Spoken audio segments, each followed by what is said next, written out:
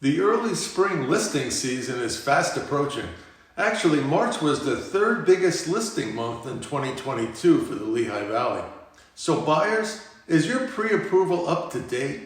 Here are two ways to present a convincing pre-approval.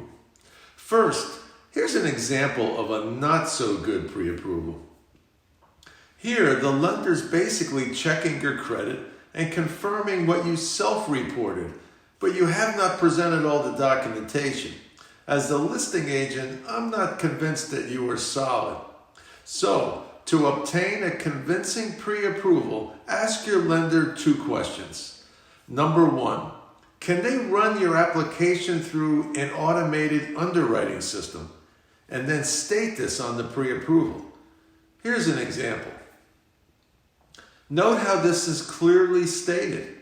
Now, you will need to provide the necessary documentation to prove that what your income and assets are.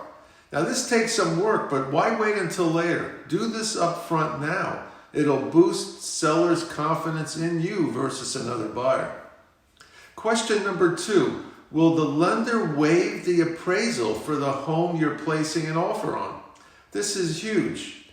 The fact is, lenders could waive an appraisal because their automated underwriting system already generated a recent home value data in your area.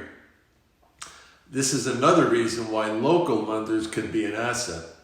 You know, a low appraisal is one of the biggest worries for a seller, especially on finance deals where their home is highly desirable and generating multiple escalated offers. Here's an example of a mortgage company that put it on the approval.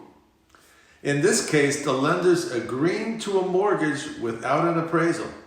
For the seller, there's no risk of a lower appraised price. The key to this is close communications with your lender. Moves like this can move you up the line with sellers. Stay tuned for my next video on the biggest move you can make on your next offer.